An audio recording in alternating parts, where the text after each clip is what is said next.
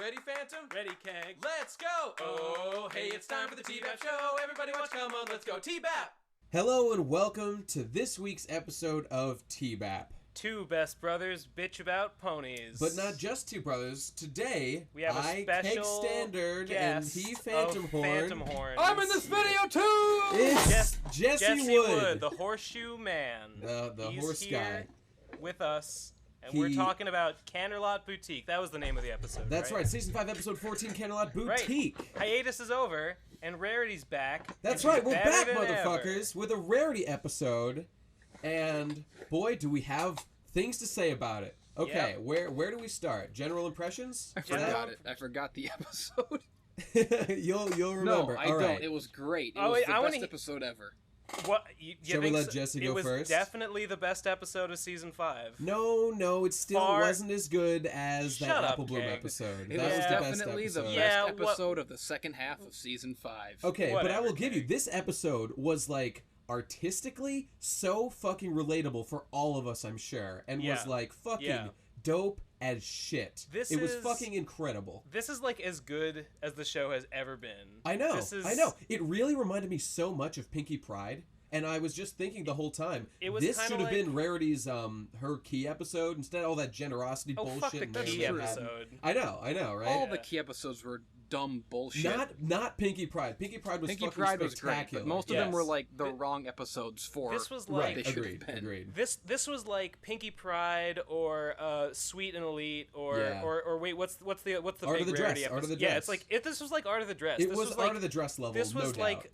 This was good even for a Rarity episode. And The Rarity only- episodes are like yeah. the best, The except only thing maybe is, for Pinky episodes. I still like Art of the Dress just because I love the song so much. But aside from that, No, I think this episode had a really good song too. it was very good. It was a really good song. Maybe in time I'll come to love it as much, but I've just got so many happy memories listening to that song. But whatever.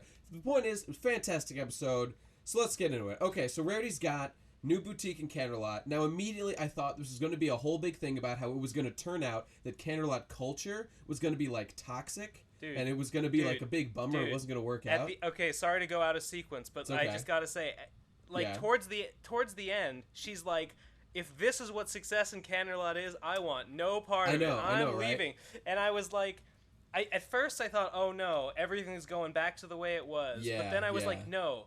MLP is better than that, right? They're not really going to do that, right? You know, normally I'd give you shit for saying that, but you're absolutely right. It was. It was better than that. I believed that they wouldn't be that shitty, and they weren't. I agreed because the main not even antagonist, whatever. I guess she was the antagonist. She was sort the of. antagonist. What was her name? Sassy Saddles. Sassy Saddles was just one of those characters I fucking love. First of all, she was super hot. You know what? You're a cunt. You're a fucking cunt. She Get was the fuck out of here. She was super hot. lover. She was I am a a cunt sexy, lover, no evil doubt. punk rock Whoa, cadence. evil? Are you serious? You're gonna actually use the word evil? Sexy, evil punk rock cadence. Okay, no, she wasn't that evil. She wasn't evil even a little bit. Okay. She just and Yeah. I want to go into her. I want to go into her. I want to go into her too right on my rewatch. I rewatched the episode, and on a rewatch, I really, really liked her. She was punk rock is a cunt. More she's like not cunt even rock. punk rock, dude. She's like cunt a fashion lady girl. Okay, towards the end of the episode, she says, "No, I can't be part of another failed boutique." that line is the most important line for her entire character. Watching the episode again, you really feel that she's like doing it out of like concern. I and made she's a very list. stressed Here's the note I wrote. Sassy Saddles is a fucking hero. She worked super hard to get the studio set up. She came up with the idea for the fashion line inspired by princesses because Twilight was so popular. She made Rarity's presentation better by controlling all that shit.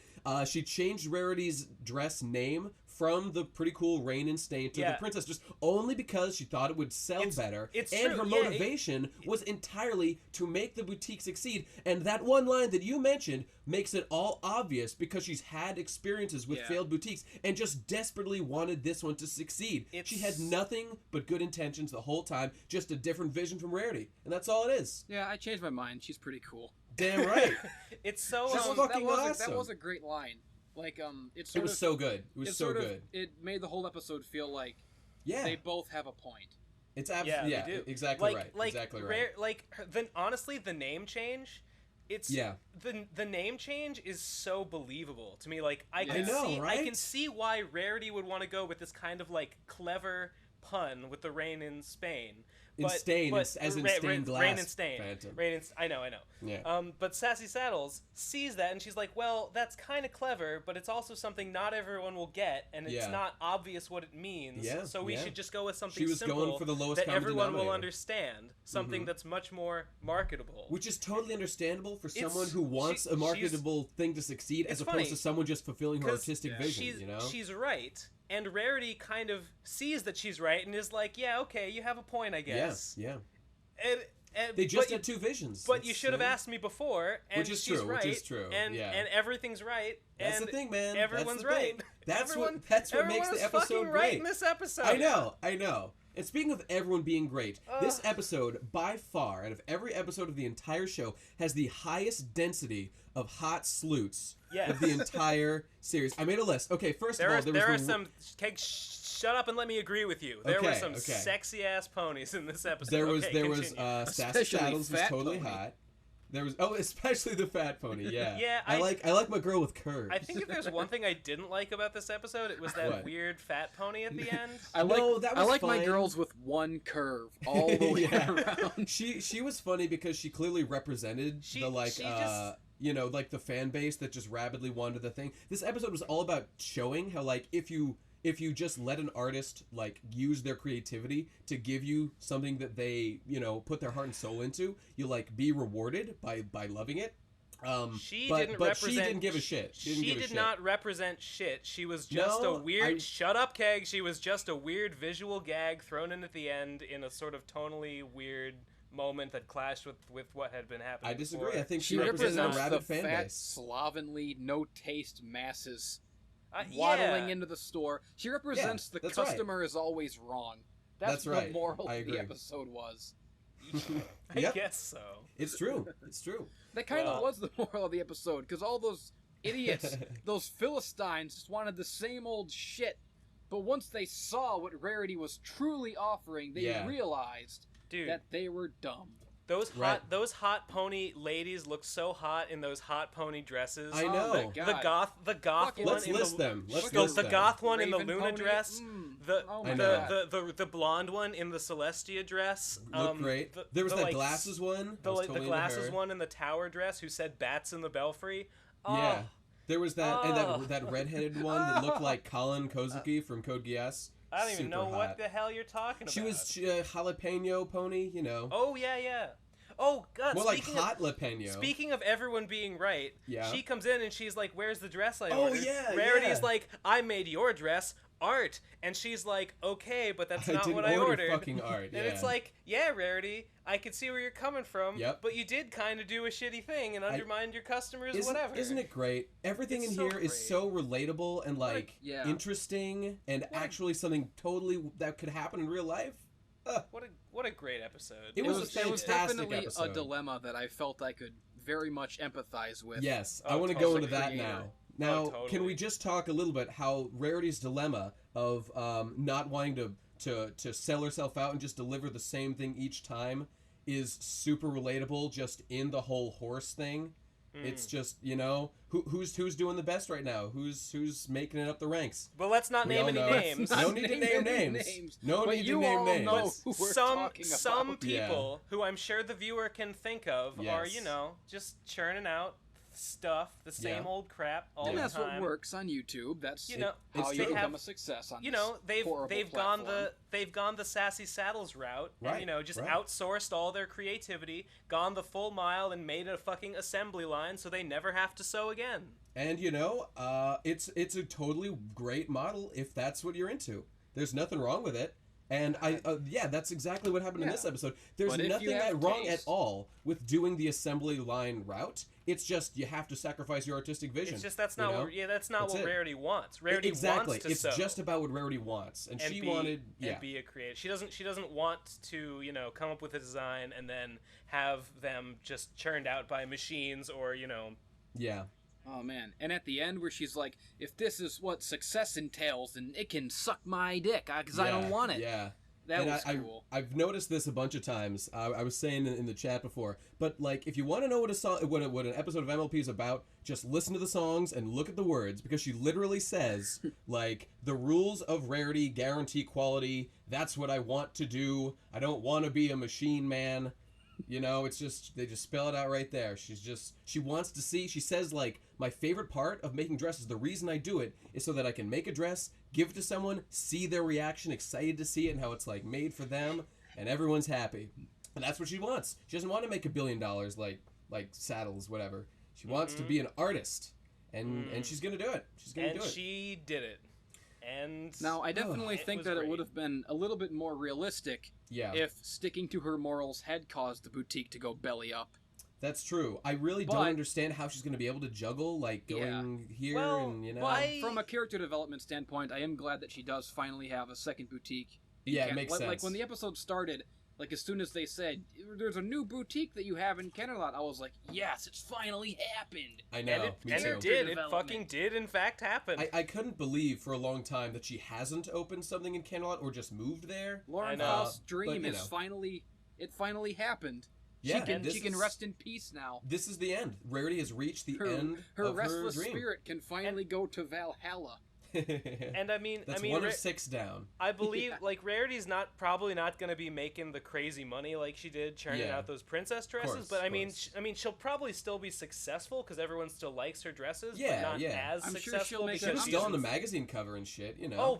Oh man, Rarity on the magazine cover. I know, wasn't that rad? Wait, how great! Okay, yeah, the first time I watched it, the stream cut out and I missed that moment. No. Watching it again, I saw like she shows Rarity the magazine, and in my heart, I was like, oh my god, Rarity, this is everything you ever wanted. Yeah, but and then Rarity's I looked reaction. at Rarity, and she looked so miserable, and I'm like, oh god, that's so real life. It was. Yeah. It was.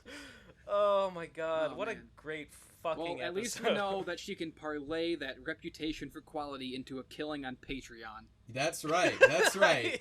She's got to follow the Horseshoe Man to greatness. Let's fund Rarity on Patreon. Yes. That's a great idea. Rarity is making. We'll put an annotation up. I'm an indie dressmaker based in Ponyville. You know, your support means a lot to me. You know, I can quit my day job and make dresses full time. You may have heard if I make 100 bits a month. There's just a big rant about how the corporate I've saved machine. the world multiple times. Yeah. You just send me a tip on Patreon. There's videos of that one time I helped turn Discord to stone on YouTube. Yeah. Just Google Elements of Harmony Rarity and you'll see it. Yeah, you know, I'm best friends with a princess. I'll probably be a princess someday. Eventually. You might as well just pledge she's to me one now. of those people. She's one of the Council of 6 that literally has the most powerful force in the universe. I'm one of those Power Rangers that work from that big crystal tree. Pledge to my Patreon or I'll use my rainbow power to fucking kill you. Right. I have a death cannon. I have a death cannon. Oh, the Patreon thing at the top says, Rarity is using her death cannon. Rarity's subjugating the infidel. Rarity is creating smoking craters of her enemies. That's awesome. God. I mean, the only thing that was lame was the beginning was boring with Pinky. And just needed. It was okay. It was okay. The first time I watched it, I thought it was too wordy and it was kind of slow. And I was like, "Get to the point already." Yeah, I get it. You're gonna have a big debut. But then I watched it again and I didn't mind it. I thought it was reasonably filling for a setup. The episode. Whatever. It was actually could have moved a little faster, but it was fine. It was good. Anyway, that's it. I think I got nothing else to say. It was fucking rad, and everyone should love it. Best episode of season 5. Maybe probably even in my top 10 episodes ever. Yeah, I'd also definitely say best of season 5. Holy shit! From an artistic perspective, I couldn't. I totally agree. Can't wait for next week's Rarity episode to completely disappoint me. It's bound to be even better than this one. There's no way. Yeah, it could not. What's it called? What's the call? I'm gonna Google it. I sincerely doubt it'll be better than this one. This one's There's no way. Rarity investigates. Oh, that sounds like shit. It does sound like shit. It's gonna be a fucking Scooby-Doo episode. I'll bet. Wait, it sounds like. I'll bet she's gonna team up with Spike and solve a mystery. No, not Spike. He's not a good character. Uh-huh. Oh boy. Or not. Whatever. Yeah, whatever. We gotta live in the moment. And right now, this episode was fucking amazing. Right. That's it. I give it a 10 out of 10. An unequivocal 10 out of 10. Everyone, absolutely. 10 out of 10. 10 tens. thanks for listening, everyone, and thanks for joining us after this long-ass hiatus. Now, before we go, I'd like to do something that has been a long time coming. I'd like to thank some of our patrons who've been supporting us. The people have been following us for a long time, giving us that sweet, sweet creed, and crude. If you're on this list, consider this our official thanks for helping us out. We're gonna, well, here we go. Michael, Noah Troutman, Crack, Reverse Spectrum, Indigovation, Little Tinker, Justin Adams, Angela Durand, Nicholas Schwalb, Paul Toussaint, Owen Mellett, Fadat Sigurkler. Okay. What an asshole that guy is. And then a bunch of jerks who only give us $1. No, fuck those guys. I hate them the most. There's 2 of us. You have to give at least $2. That's true. That's the rules. Okay, that's it. We're done. All right, thanks for watching, everybody. We'll see you next time. And thank you, Jesse, for being here. Yeah. Good time. Good times. Okay. Excellent. All right. Bye, guys.